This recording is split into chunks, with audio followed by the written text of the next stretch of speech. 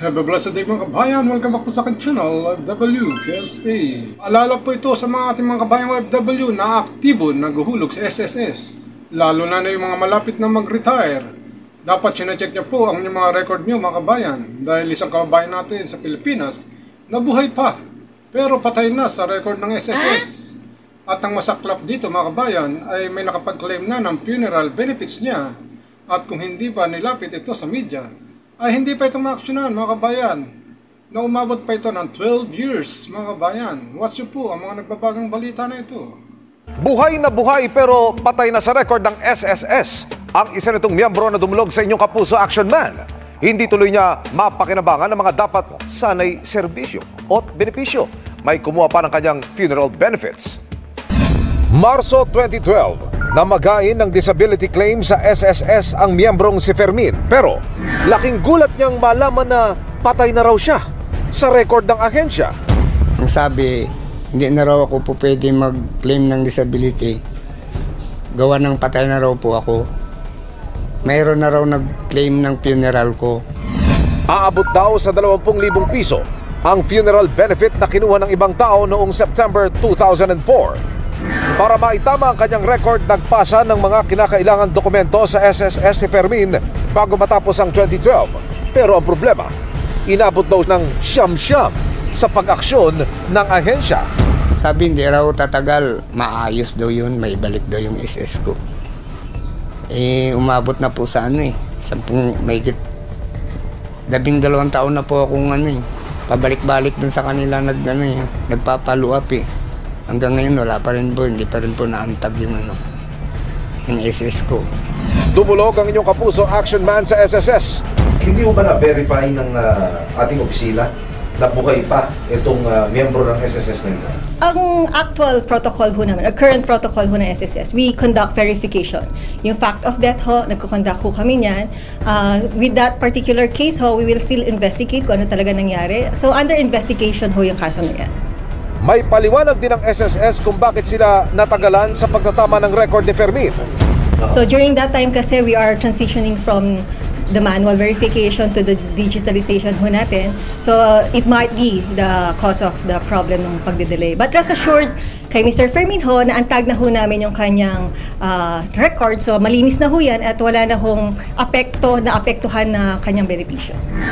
Bagaman hindi pwedeng maghulog si Fermin ng SSS contribution sa mga panahong hindi na itama ang kanyang record, may pagtitiyak naman ang SSS. Ngayon ho, pwede na ho siya makapag-claim ng anumang benepisyo na pwede ho niyang i-claim sa amin. Labis naman nagpapasalamat si Fermin sa naging pag-aksyon. Sana marami pa kayong matutulungan kagaya ko. Napakasaklap po mga kabayan at nakakalungkot ang ganito mga pangyayari sa SSS mga kabayan. At ang tanong dito, sino ang nag-claim ng kanyang funeral benefits at sino ang nag-approve mga kababayan? Kawawa ang mga ganitong experience, lalo na kung may mga edad na tayo.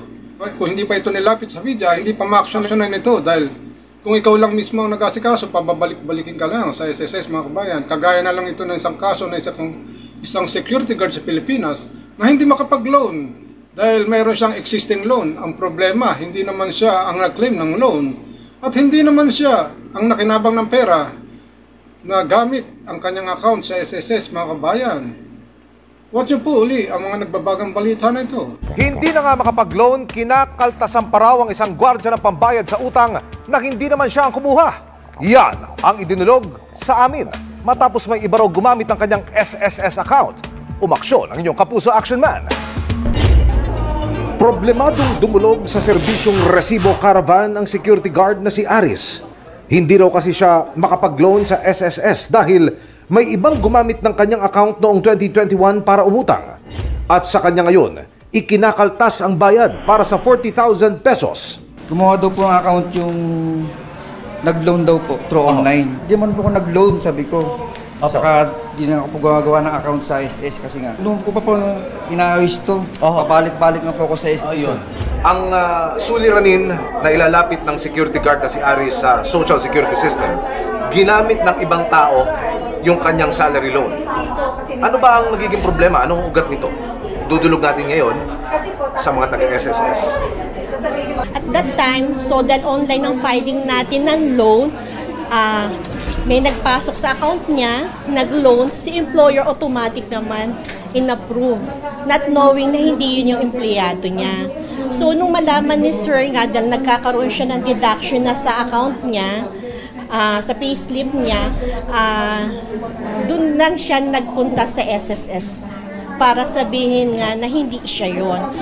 Nilinaw din ng SSS kung paano muling makakapag-loan si Aris. Pwede siyang mag-renew kung talagang qualified na siya, pero ilaless din namin yung initial na loan na nasa records niya. Nag-report na sa PNP Anti-Cybercrime Group si Aris at sa ngayon hinihintay na lang ng SSS ang magiging resulta ng kanilang investigasyon. Sakaling mapatunayang may ibang gumamit sa SSS account ni Aris, maaari siyang magsampa ng kasong identity theft para makaiwas sa ganitong uri ng panloloko. Mas hinigpitan na namin ngayon. Meron tayong tinatawag na DAEM o Disbursement Account Enrollment Module kung saan doon po i-credit yung mga loan ng tao.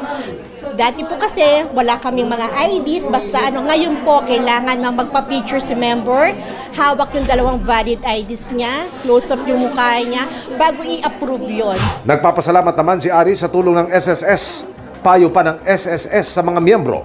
Maging tayo, maingat. Lalo na yung mga natin, email address natin. As much as possible, siguraduhin natin na log out talaga yung records natin. Dapat mabigat ang parusa ang ipataw sa mga gumagawa nito mga kabayan na sa mga taga-SSS dahil mismo na may-ari ng account na mag-apply nito ay napakaraming proseso at requirements. Pero pag ibang tao ang nag-loan na gamit ng account na iba ay na-approve agad at malinaw dito na may inside job o may kabuuan sa loob ng SSS. Ang masaklap dito, ang may-ari ng SSS account, sa kanya pa babayarin at kakaltasan na gamit ang account niya na hindi naman siya nakapag-loan. Hindi pwedeng gano'n mga kabayan, dapat magkaroon ng hustisya ang mga ganitong kaso. Kaya sa mga kapwa ko OFW, bawat uwi niyo sa Pilipinas, i-check niyo po ang inyong mga SSS online kung okay pa po, ang i-double check niyo maigi kung nahuhulugan ba o nagagamit ba ang inyong mga SSS account. Sana po nakakuha tayo ng mga aral sa mga video nito, sa mga balita. Maraming salamat sa inyong panonood, mga bayan.